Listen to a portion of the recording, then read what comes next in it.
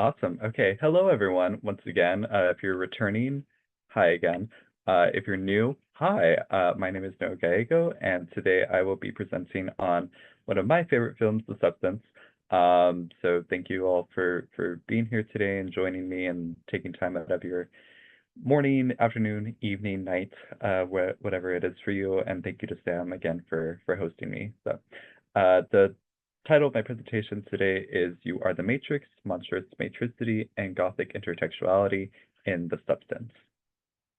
So, just as a disclaimer, I will be discussing some graphic themes, and there will be some graphic images throughout this presentation. So, um, some of this may or may not be disturbing if you're squeamish. So, just fair warning. This is a body horror movie, so there will be discussion of some other grotesque things. So, just some fair warning in advance. All right, so let me introduce you all to The Substance in case you have not already seen it. So, the thesis for my presentation today is as follows. The Substance operates as a matrix within which Coralie Fargeat, the director, intertwines referential Gothic narratives and tropes in order to satirize the timeless phobia and hatred toward older women, as well as the valorization on young, nubile female bodies. Furthermore, the film uses multiple matricial images to reinforce the reproduction of ontological horrors of being a woman. So, this movie is the second film by French filmmaker Coralie Fargeat, and it was released on September 20th, 2024. And it was nominated and even won a bunch of accolades. So it was nominated for 5 awards at the Academy Awards, and it won for Best Makeup and Hairstyling, which rightfully so, because the movie artfully used a lot of prosthetics and practical effects as opposed to digital stuff. Was nominated for 5 awards at the Golden Globe Awards, and strangely enough, Demi Moore won Best Actress in a Motion Picture for a Musical or Comedy. It's not strange that she won, it's just strange the category for which she won, because this movie is neither a musical nor really a comedy. It's satirical, so at the the category is tenuous at best, but again, this just shows how award shows are not viable, popular award shows anyway, are not viable spaces for horror media, so I guess we'll take what we can get. It also was nominated for Best Screenplay at the Cannes Film Festival, and it won. So it's gotten quite achievements, and rightfully so. So, what is this movie about? It is what I would describe as a Cronenbergian body horror film that explores the downward trajectory of an aging Hollywood starlet, Elizabeth Sparkle, played by Demi Moore, who resolves to use a black market drug, the titular substance, to preserve her youth after being let go by her producer, Harvey, played by Dennis Quaid, for having gotten, quote, too old. This drug produces a younger, or better, version of herself in the form of Sue, played by Margaret Qualley.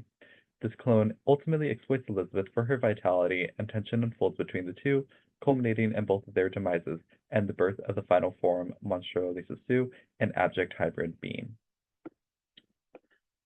So this film nebulously takes place in Hollywood. It's not super clear in the film, but the implication is sort of staged throughout. And in an interview in which she discussed the setting of the film, Fargeat had to say, "It's just a way to symbolize what I think every woman has to face in her own life, and that happens everywhere. And the Hollywood of our collective and conscious mind seemed, to me, the perfect symbol to tell that story. And that's also why the Hollywood that I show you in the film is not very realistic. It's really more of a symbolic representation and shows like the situation where it can be anywhere." So basically, Hollywood is a state of mind, not so much a physical geographical location. So rather than actually setting it in Tinseltown, all these um, ideas about fame, addiction, and struggle are sort of uh, abstracted from that. Um, but yeah, I don't think I mentioned it in this round, but I am reporting from Los Angeles, California, so this is right in my backyard. And don't be fooled, Hollywood is not as glitzy and glamorous as it's made out to be in the films. Um, anyway, so obviously, with this movie being very woman-centered and highlighting women's issues, such as aging and body image, it has been discussed through the lens of feminism, and this was very conscientious on Fargeat's part. So this is what she had to say about the relationship between her film and feminism. In an interview, she said the film is about what women usually want to hide or are told that you should hide. That's why it was important for me to make it very visceral, very pleasant, because it was a real statement. No, everything you ask us to hide, to cut, to make thinner, to erase, it will explode. Our pearly smiles are made of so many horrendous things that we have to keep within ourselves. I was trying to deconstruct, explode the idea of beauty, to show the reality of who we really are and what we're made of. So, in effect, this movie is very Artaudian, in the sense that it is an assault on the senses. So I think of Antonin Artaud and the idea of the theater of cruelty, where it's just an attack on the senses, and it's sort of just unabashed um, sort of horror. And this movie accomplishes just that. It quite literally explodes um, Elizabeth in the end, in her final monstrous form. The monster uh, dissolves and just breaks down. So we can really understand this as an expose, as an indictment on the fear of women and their aging bodies, and again, just an assault on the Western ideal of beauty for women.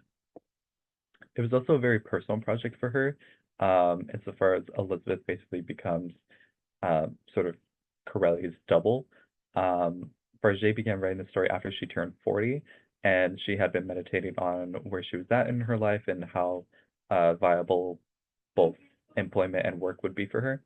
So this is what she had to say. I definitely experienced it at an internal level, like starting to have those thoughts that because I wasn't going to be young, and sexy, I was going to be erased from the public space, that no one was going to be interested in me, that, I wasn't going to have any works anymore.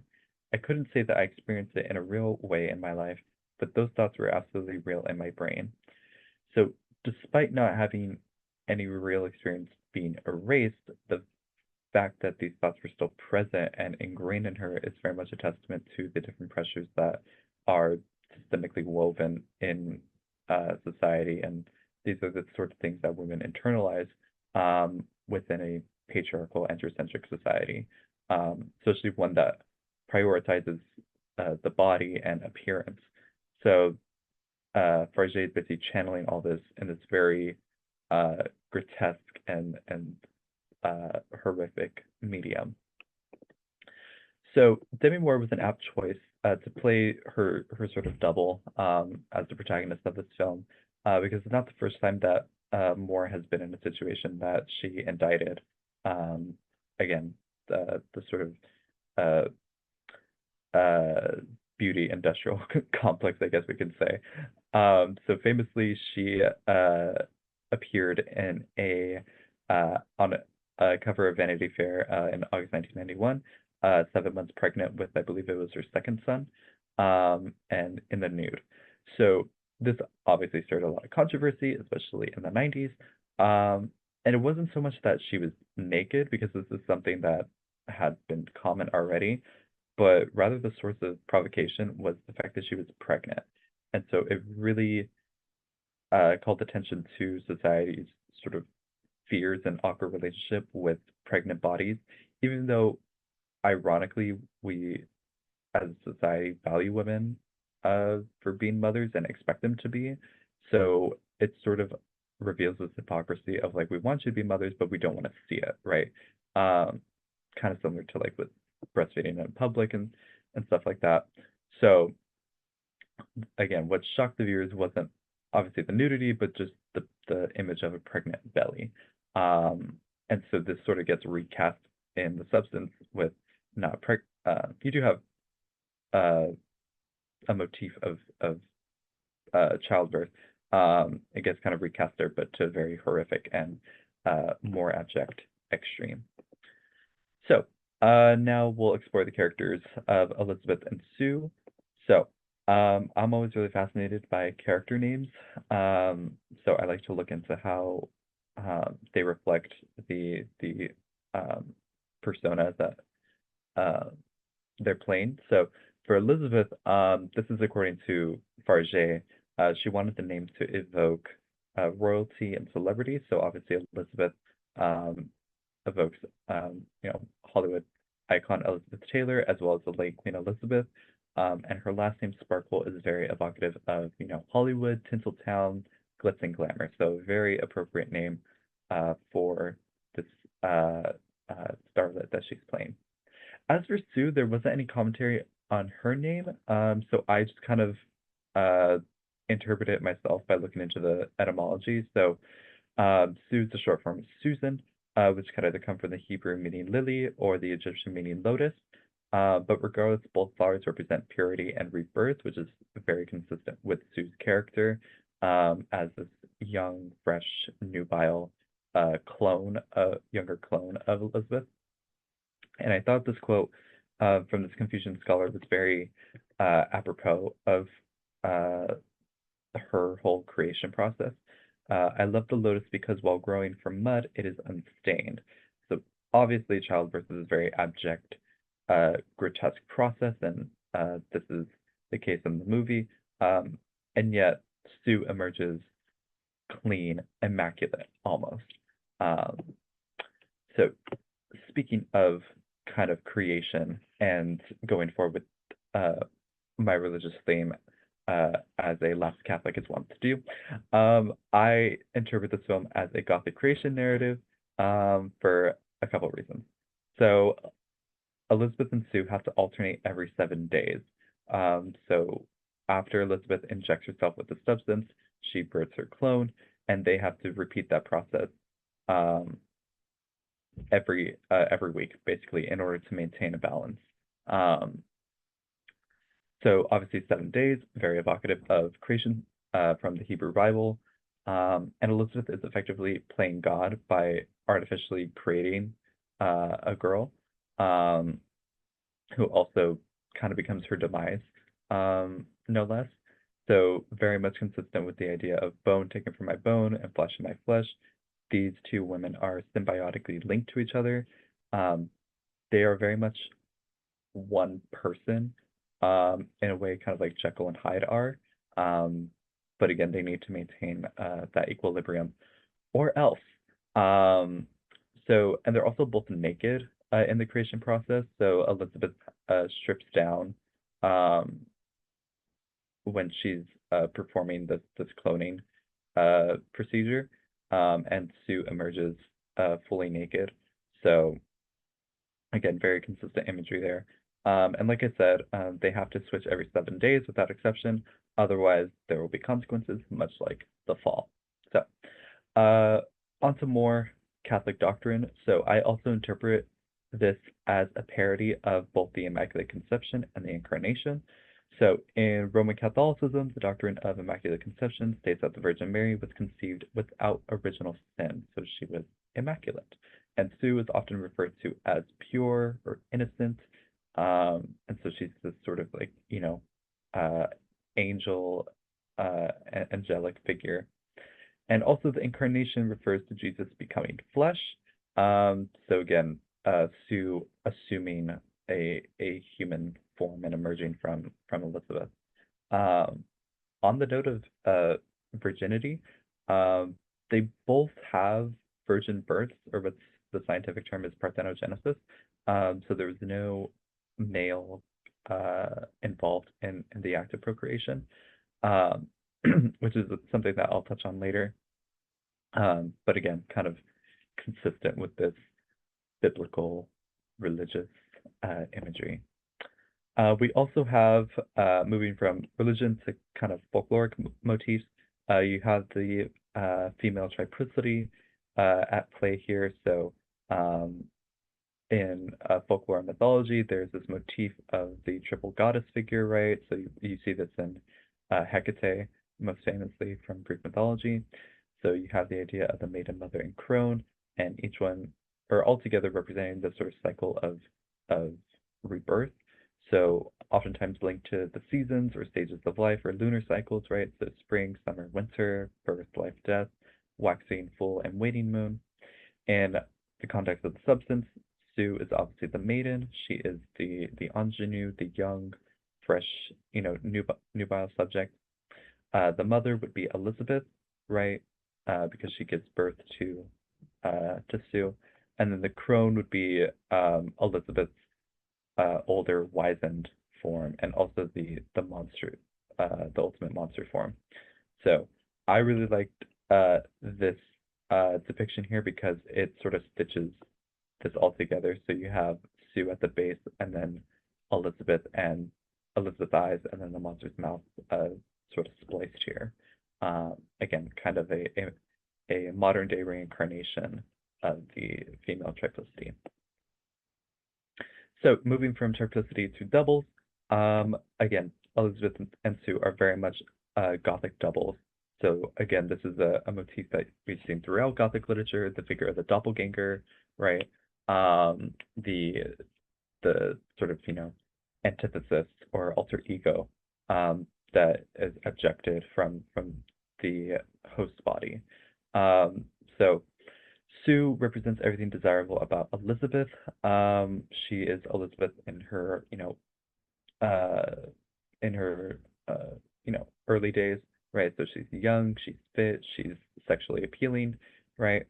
And at one point in the movie, Elizabeth, once Sue gets a little power hungry and no longer wants to rotate with Elizabeth, this causes Elizabeth to become wizened and haggard. And so she wakes up out of her like catatonic state and finds Sue, and then like they like get into a fight. And Elizabeth like tries to like kill her, but then like she doesn't because she realizes you're the only lovable part of me. So she realizes that vicariously through Sue, she can still attain that appeal and celebrity. So it's a really sad and devastating kind of scene where she realizes like Sue is her only hope at sort of again vicariously achieving any sort of like um, appeal. And Elizabeth is everything that is undesirable about women in general, at least within the entertainment industry. So when Elizabeth is let go by her producer, he famously says, at 50, well, it stopped. Now, I taught this in my English class, and we had a very provocative discussion about what it signified here, because it's very ambiguous. And we discussed, oh, it's, he's probably alluding to, menopause or just a woman's sexual appeal in general, right? But we thought it was just like interesting that the pronoun it is used here because it is so vague and it sort of speaks to this unspeakability about women and their um, biological and processes, um, and that it's sort of illegible to male speech that like they can't articulate it because they don't understand, especially Harvey, her producer's character, who's just a total uh, chauvinist and really disgusting. Um, but yeah, so we sort of see this, I am what you once were, I am what you will become. So just this tension and women's appearances. So now I'd like to explore some tropes from the gyno horror subgenre, which this movie is very much consistent with.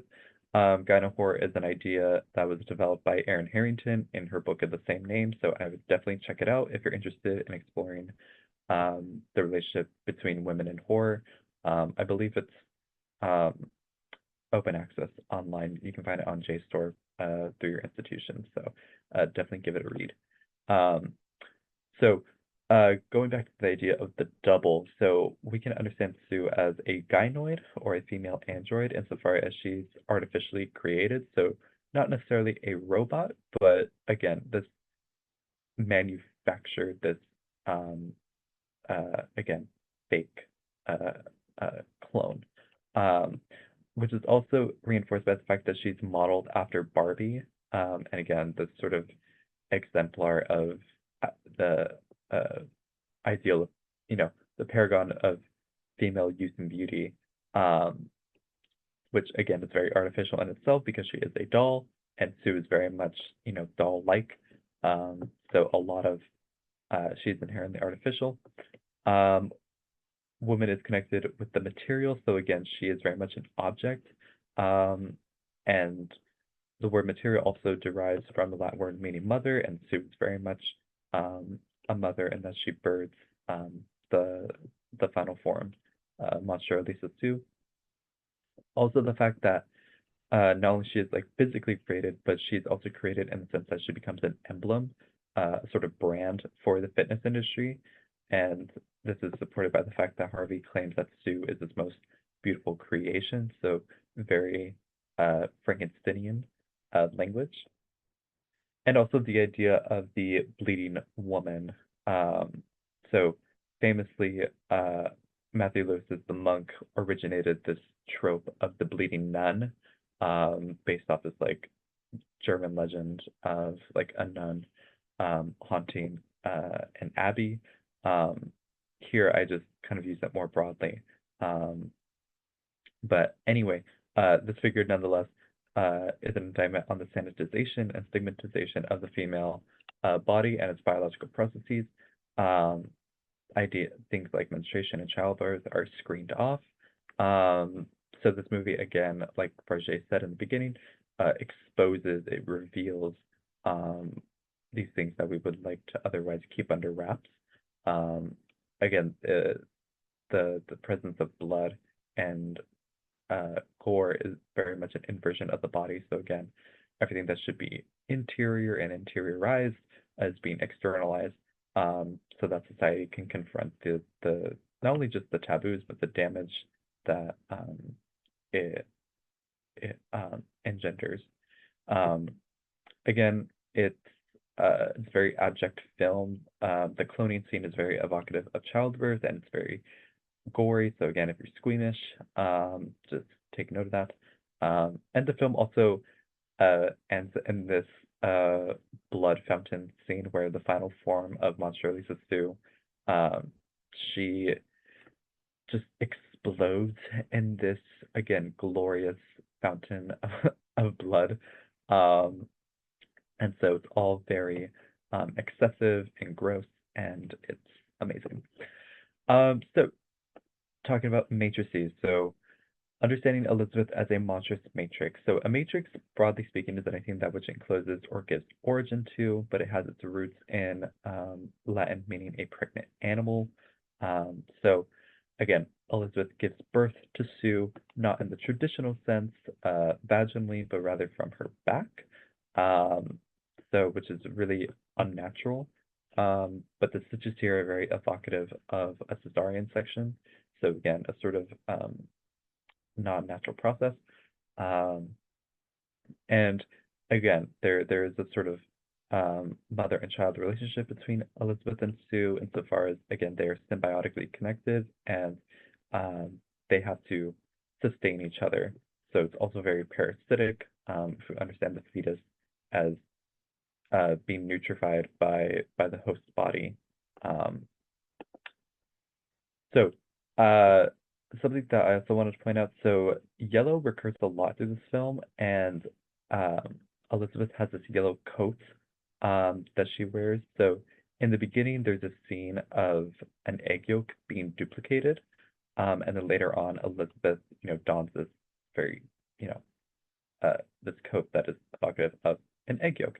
So in a way, she is that nutrient-bearing portion of the egg whose primary function is to supply food for the development of the embryo. So again, Elizabeth is a food source for Sue, and then as well as vice versa, Sue is a food source for Elizabeth. So I just thought that was a really interesting visual cue to that. We can also understand Sue as a matrix in and of herself, even though she is effectively Elizabeth's daughter. She is also um, a, a generator of Monstrous Lisa Sue, but also just in a more abstract sense. She's an architect of monstrosity. So um, Sue again gets really power hungry. She doesn't want to alternate. She just wants to like live her life as an independent entity. Um, so she lashes out as Elizabeth, and like clearly you can see she bludgeons her nearly to death. And I found this scene, this overhead shot, really reminiscent of childbirth because you see like Sue standing over the body, the limp body of Elizabeth. So it kind of looks like she just like delivered her. And obviously childbirth is not a clean process, so you have all this, blood and gore here. Um, so again, this parasitic relationship with both of them feeding off of each other, and ultimately this sort of uh, uh, almost abortion, I guess, in her attempt to kill off Elizabeth and uh, take over. Um, so effectively, she's become this sort of monstrous mother as well. Now looking at it more abstractly, so we can understand the film, and really any film, uh, in itself as a matrix, and that it contains this narrative, but also network of other very derivative narratives that I'll delineate after this. Um, so uh, basically, as we'll see, the film becomes sort of this like Russian doll of like a different narrative. Oh, excuse me, different narratives kind of contained within each other. So now I'd like to discuss the substance as pastiche. So moving forward here, so obviously the most um, explicit uh, um, reference in the film is that this is very much a Frankensteinian narrative. Again, Elizabeth, like Victor Frankenstein, engineers an artificial monster, both in the forms of Sue and then Monstro Lisa Sue. You have themes of weird science, unchecked ambition and narcissism. Instead of a laboratory, you have the bathroom within which the cloning process takes place, which can be understood as a womb um, in and of itself. And it was also pointed out to me from an attendant at the previous session um, that the feeding tubes are kind of evocative, have this sort of umbilical quality to them, and that the syringe is kind of like this reverse epidural. So instead of like alleviating pain, it's causing it. So I thought that was really fascinating. Um, but again, both bathrooms and laboratories are these, sort of abject places where waste is discarded or ejected. Um, and also, so whereas Frankenstein displaces her absence, the mother or female figure in the process of creation, the substance elides the father or male figure. So like I had said, this is a virgin birth, basically. Although I would argue that the the drug, the substance itself, uh, being administered, or rather being vended or sold by this anonymous male black market salesman, um, his presence is kind of represented in the syringe, and if you think of the syringe as a phallic figure, right? So his presence is still kind of felt there. So potentially can argue that he is a surrogate. Um, so also maybe not as explicit, but I sort of interpret it as um, a uh, a reference to Jane Eyre. So obviously in Jane Eyre, right, she discovers that her employer, Mr. Rochester, has a secret wife locked up in the attic. Um, so in the film, uh, when Elizabeth is catatonic, Sue resolved to create a secret room within which to hide her body because obviously she doesn't want to just like have her body like just splayed out. So she constructs a secret room and hides her away, much like Rochester with Bertha Mason. Um, but in a way, it's sort of like her. Again, we have another womb or matrix like image where Sue is trying to secret away um, and screen off her sort of shame that's embodied in Elizabeth. Um, so uh, the other obvious candidate is Dr. Jekyll and Mr. Hyde, given again, the use of doppelgangers and again, the sort of weird science of it all, right? Um, so Elizabeth creates this alter ego for herself to allow her to, you know, still um, uh, achieve fame and status, right? So whereas like Hyde is sort of just, you know, his way of like just acting out, Sue's a way to sort of recover the relevance and capital that Elizabeth has lost. Um, so yeah. Um, the other contender, so the picture of Dorian Gray. So Elizabeth has this giant portrait of herself in her living room that she ends up like smashing because she's like going through it and realizing like, you know, my looks are fading, right? Very uh much like in Dorian Gray. Um, so we see the sort of reprisal of a Faustian bargain here with the purchase of the black market drug. Um, so uh, whereas Dorian, you know, can get away with not aging, um, and everything, you know, sort of siphoned to his portrait, um, Elizabeth can get away with being youthful again through Sue. Um, so again, similar themes of aging um, and wanting to achieve some sort of um, immortality um, and and status. Kind of a sidebar, but something else that I noticed that I would probably develop in a later project. But there's Elizabeth isn't the only candidate to purchase the stuff and to use the substance. So in the beginning of the film, after she's let go from her studio, she gets into a car crash, and she goes to the doctors, and she's attended by this male nurse, and he's the one who tells her, you'd be a good candidate to use the substance. So he's the one that recommends her to take the drug. Um, and so later on in the film, um, she like pops into this diner and she's confronted by this old man, and she sees um, the similar lesion on his hand, and that's how she knows it's him. So it's kind of, and he's like, um, you know, has, you know, it's not all all that great, you know. There's going to be consequences. Um, so there's a sort of marginal figure here, but I thought it was really interesting, kind of again reading it through the lens of Dorian Gray, which again is a very queer read, and I read this character as a queer figure despite, you know, not knowing his sexuality.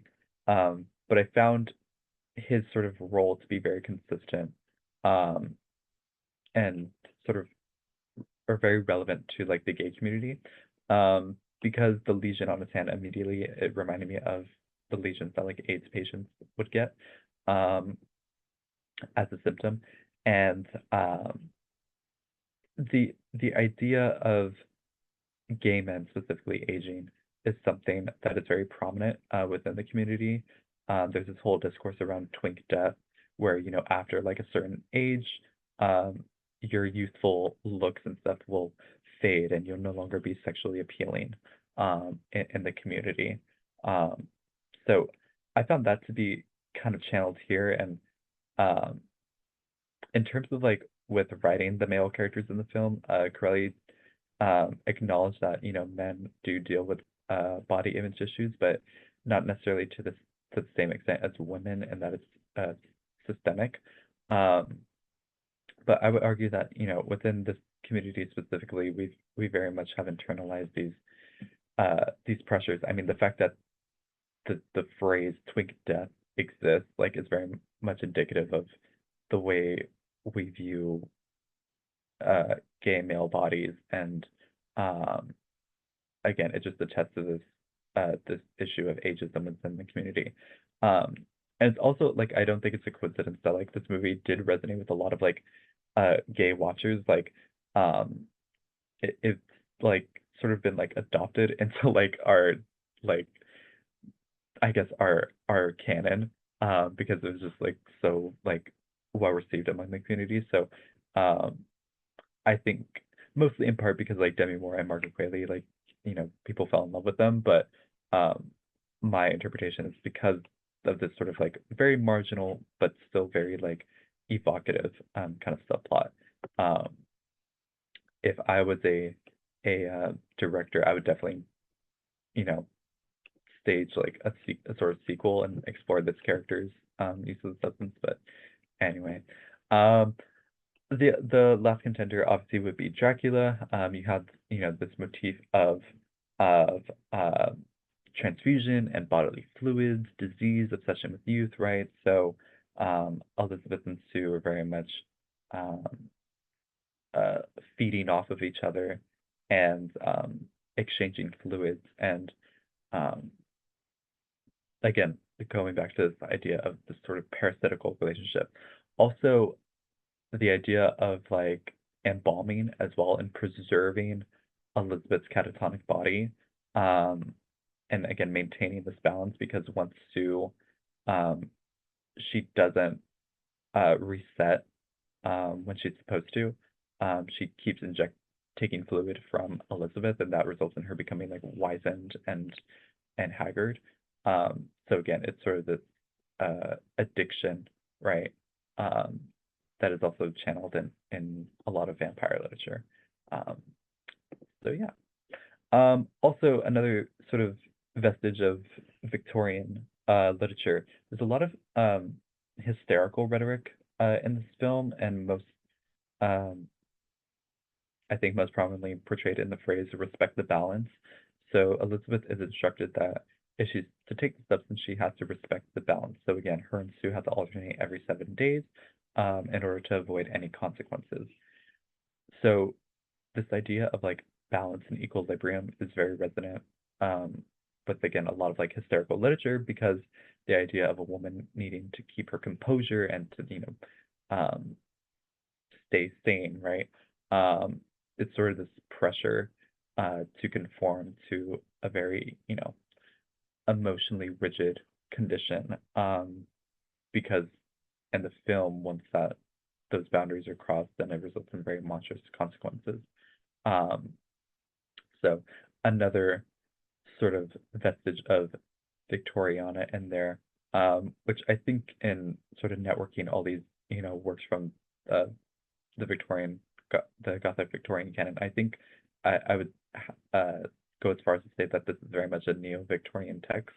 I'll definitely have to develop that later, but this is kind of just giving perspective into again the how how derivative this film is um, in that sort of literary network. So in closing, um, we live in, you know, an age of weight loss drugs, bad diets, and you know, artificial digital enhancers. And this movie came out at like the height of the Ozempic craze, right? So again, I don't think that's a necessarily a coincidence. And again, the film is just very much a product of its time, and it's symptomatic of the pressures that women have been dealing with since the Victorian era. Again, that has been sort of channeled in those various works. Um, and you know, like Frankenstein and stuff, it's very much a cautionary tale about um, you know, the consequences of aspiring to certain physiques and attaining youth and beauty by any means necessary, even if it's at the expense of uh, the subject's health. Um, so yeah, I think at the end of the day, you know, there was a lot of criticism about this movie, and this is something we could definitely dish out in the Q&A, but I think for what it's worth, it does at least call attention to the way the entertainment industry manufactures bodies and uh, constructs bodies and how that in turn leads people to deconstruct themselves and alter themselves in order to satisfy the sort of vain quest for social uh, uh, credibility and sexual appeal. So, thank you so much for attending this talk, and I look forward to discoursing with you all. So, thank you.